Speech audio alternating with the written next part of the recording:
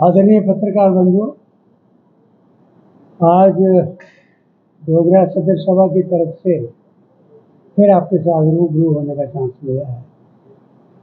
मसला है कि जो हालात इस वक्त पूरे जम्मू सूबा के बन गए, ये बहुत खतरनाक सिचुएशन बन गई है। ऐसा कभी नहीं हुआ कि जम्मू प्रोविंस पूरी तरह से निवाज हो और इंटेलिजेंस का इतना फेलियर हो कि पता ही नहीं लग रहा कि हो क्या है। अब जो मछेड़ी में हुआ, लोई मलार में या बाकी रियासी में हुआ, पुंछ में हुआ, राजौरी में हुआ, और ये घटनाएं जो एक दूसरे के बाद घटती जा रही हैं, ये बहुत खतरनाक इंडिकेशन है आने वाले वक्त। अभी इलेक्शन की तैयारी हो रही है, पाकिस्तान की तरफ से अगर ये चाल चली जा रही है तो वो क्यों कामयाब हो रहा है। हमें इस बात का दुख हो रहा है, जिस स्टेट को बनाने के लिए हमारे बुजुर्गों ने अपना खून दिया और हजारों की तादाद में उन बर्फानी पहाड़ों में जिनकी हड्डियां आज भी, आज उनकी इस गजब की रियासत को बनाए हुए यूपी बनाने के बाद कि यहाँ हालात ठीक होंगे कहा भी जा रहा था, जम्मू पर क्या आफत आ गई। एक बात मैं क्लियरली डोगरा सदर सभा की तरफ से कहना चाहता हूँ, जो हमारे सब साथी हैं, मेरे साथ कर्नल जमवाल साहब बैठे हैं, प्रेम सागर गुप्ता जी बैठे हैं, गंभीर बैठे हैं, कि एक बात बड़ी क्लियर हम सुनना चाहते हैं कि भाई बड़ी देर से पाकिस्तान इस ताक पर था कि जो जम्मू कश्मीर के अंदर देशभक्त फोर्स है जिसका मुकाबला करना मुश्किल है, उसको जो लड़ाइयों में जंगें हुई उसमें कुछ नहीं बिगाड़ सका जम्मू का, इनको कैसे तोड़ा जाए। तो हम बड़ी देर से डोगरा संस्थान की तरफ से कह रहे हैं कि साजिश पाकिस्तान की तरफ से चली और कामयाब होता जा रहा है। कैसे अघोषित युद्ध उसने छेड़ रखा है। उसने यहाँ पर करोड़ों की तादाद में यहाँ पर कई किस्म की ड्रग्स भेज दी हैं जम्मू सूबे के नौजवान को तबाह करने के लिए। हम बड़ी देर से चिल्ला रहे हैं। अफसोस की बात है कि ये कहाँ का हमारी गवर्नमेंट चल रही है, क्या कर रही है, हमें इसका दुख हो रहा है। और हम चिल्ला रहे हैं कि आपका इंटेलिजेंस फेलियर सिर्फ इसलिए है कि ग्राउंड लेवल की रिपोर्ट आपको नहीं मिलती।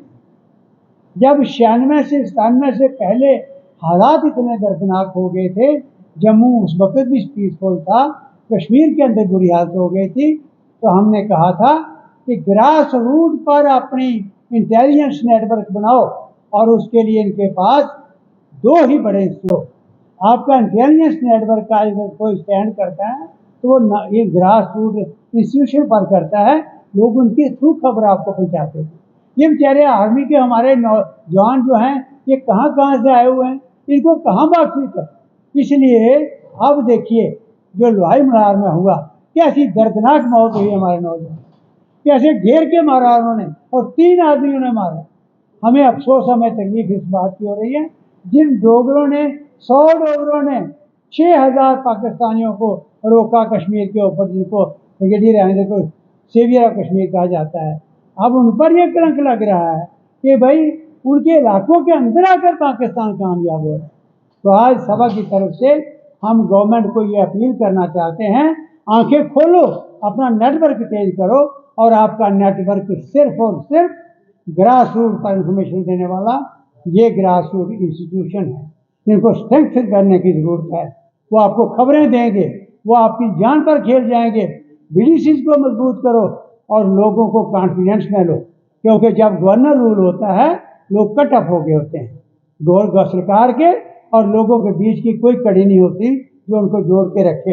इसलिए आज जितने भी इंस्टीट्यूशन हैं वो डिफंक्ट पड़े हुए हैं, असेंबली से लेकर नीचे ग्रास रूट तक। और नंबरदार चौकीदार जो जब इलेक्शन नहीं होती थी तब भी आपको वो खबरें देता था, आपके आंखें कान बन के काम करता था, उनको भी सस्पेंड कर दिया। सैकड़ों की तादाद में आपने सस्पेंड कर दिए अलग अलग जेलों के अंदर। आज पुंछ जा रहा है, राजौरी जिसके अंदर हमने 21 लड़के मेन स्ट्रीम में लाए, किसी के जेलों से निकलवाए, हिंदुस्तान का होम मिनिस्टर वहां पर पहुंचे, ह्यूमन रिसोर्स मिनिस्टर पहुंचे, और दिल्ली में हमारी मीटिंग हुई। किस तरीके से पुंछ राजौरी के हालात ठीक किए। यहाँ पाकिस्तान बड़ी खतरनाक खेल खेल रहा था, नौजवानों को स्प्रेड कर रहा था, नौजवानों ने AK-47 ले ली थी, लेकिन वो उस वक्त रोल प्ले किया, ग्रास रूट तक पहुंचे और तब जाकर इलेक्शन हुई थी।